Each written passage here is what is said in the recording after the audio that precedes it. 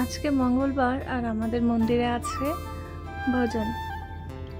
মঙ্গলবার করে বজরংবলীর ভজন হয় মন্দিরে, তো সেখানেই যাওয়ার জন্য রেডি হয়ে গেছিলাম। বাইরে থেকে কয়েকটা কটন শাড়ি নিয়ে এসেছি, পরাই হয় না, শাড়ি বেশ ভালোই লাগে, তো আজকে ভাবলাম শাড়ি পরি। আর আরেকজন বান্ধবী ছিল সঙ্গে, আর আমার ছেলে, দুজনে মিলে যাচ্ছিলাম মন্দিরে।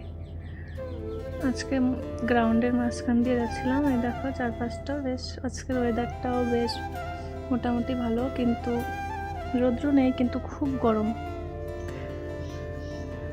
তারপর পৌঁছে যাই মন্দিরে পৌঁছে এখানে জুতো খুলে হাত পা ধুয়ে আজকের ওয়েদারে যাই। আর ওদিকে ছেলে আমার যাচ্ছিল অফিসে চলে যায়, কিন্তু তারপরে মন্দিরের ভিতরে গিয়ে দেখি কারেন্ট আরতি হয়ে যাচ্ছে, তাই ভেতরে অনেক ঘন্টার মতো হয়, তাড়াতাড়ি আজকে আরতি হয়ে যাচ্ছে। লাইট ছিল না বলে, কারেন্ট ছিল না, অনেক এমনিতে 2 ঘন্টার মতো আরতি হয়, ভজন হয়, তারপরে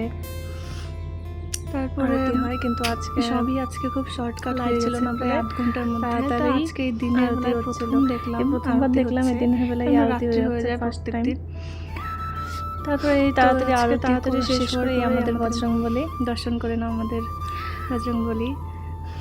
তারপরে টিকা নিয়ে প্রসাদ নিয়ে তারপরে এই বাচ্চারা লাগিয়ে দিয়ে গেল টিকা। আজকে বেশি একজন লোক হয়নি, মানুষ গরমে ছিলাম আমরা শুধু। তারপরে প্রসাদ নিয়ে নেই। প্রসাদ নেওয়ার পরে আবার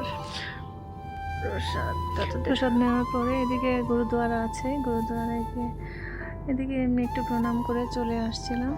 ছেলে আমার অফিসেই ছিল, ওর বাবার সাথে রাত্রে পৌঁছে যায় বাড়িতে, আমি আগেই চলে গেছিলাম বাড়িতে।